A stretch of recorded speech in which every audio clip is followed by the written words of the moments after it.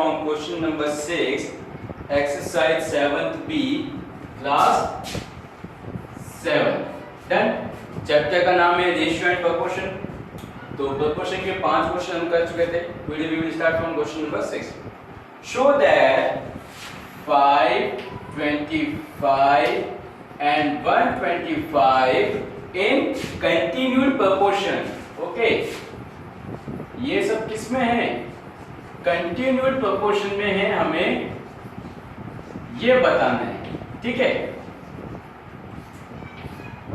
5, 25 and 125 एक continued proportion है. अब देखो ये तीन ही है, तो इसके लिए हम क्या करेंगे? कंटिन्यूड प्रोपोर्शन के लिए जो मिडिल टर्म होती है हम उसको 2 टाइम्स लिखते हैं. ठीक है. ये इसका पैटर्न हो गया. अब आउटर नंबर्स का multiply equal to inner number का मल्टीप्लाई.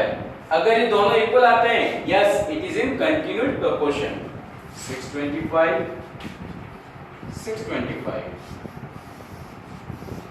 ठीक है. तो कितना आ जाएगा? 625. Done. Okay. Question number 7. If the cost of 8 metre of cloth is 600, find the cost of 15 meter cloth. अब देखो, अब जैसे कि इस चैप्टर के इस एक्सरसाइज के स्टार्ट होने से पहले बोला था कि प्रोपोर्शन मींस कंटिन्यूड ग्रोथ. जैसे अब देखो मीटर क्लोथ. अब इस चैप्टर में आपको समझ में, इस क्वेश्चन में आपको समझ में आ जाएगा कि कंटिन्यू ग्रोथ वर्ड क्यों बोला गया था. अब देखो, if the cost of 8 metre cloth is 600, then what is the cost of 15 meter cloth? तो अब ये देखो कंटिन्यू ग्रोथ है या नहीं है.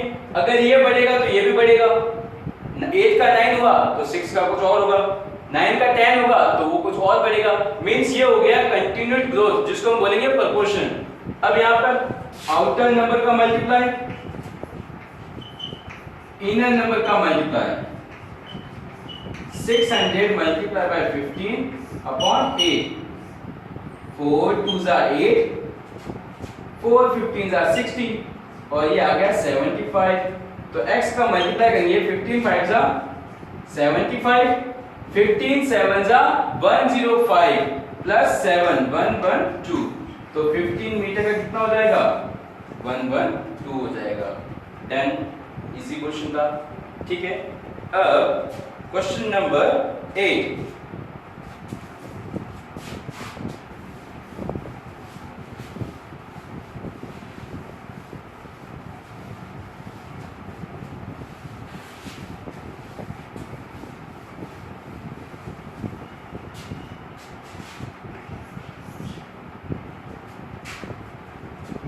When a man spends 5/9 of his monthly income, he saves 3600 a month. Okay.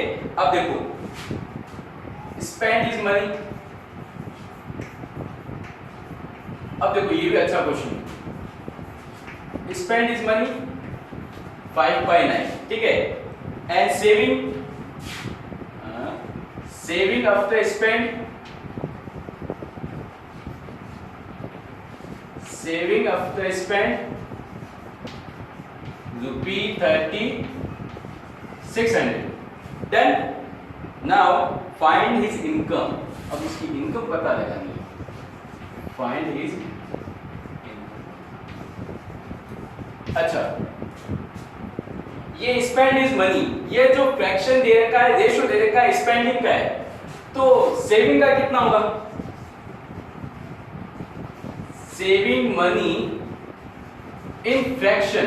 अच्छा, इन फ्रैक्शन बोलो या रेशियो बोलो एक ही बात है. देखो कैसे, अपॉन में तो टोटल 9 आएगा भाई. मनी टोटल कितनी काउंट होती है? 1 होती है. फ्रैक्शन के अंदर तो मनी 1 ही होगी. ठीक है. माइनस 5/9 तो ये बन गया 4/9. ये तो अब आपको अच्छे से समझ. अच्छा, तुम्हारा 7th क्लास है तो ये कैसे होगा? देखो 1 और 9 का एलसीएम लिया 9. देखो 1 को लिख सकते हैं 9/9, ये 5/9. दोनों का एलसीएम आएगा 9, 9 माइनस 5 4। तो सेविंग कितना हो गया ये? अब देखो ये क्या है, saving total money, total money, ठीक है, प्रपोर्शन सेविंग टोटल मनी। अब देखो सेविंग का 4, टोटल मनी का 9, ये रेशियो है। एंड सेविंग का टोटल सेविंग कितनी है उसकी 36,100 और ये आ गया टोटल मनी। तो आउटर नंबर्स का multiply 4 multiply by total money, inner number का मल्टीप्लाई 9 मल्टीप्लाई बाय 3600। तो टोटल मनी आ जाएगा उसका 9 मल्टीप्लाई बाय 3600, 4 9 जा 36, मल्टीप्लाई करो 9 9 जा 81, 8100 इज स्टॉप। तो उसकी टोटल मनी कितनी है 8100 rupees. Done. Now question number 9।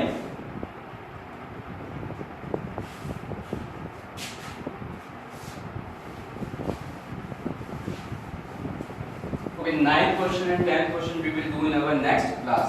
आज हम 3 क्वेश्चन सीख करेंगे।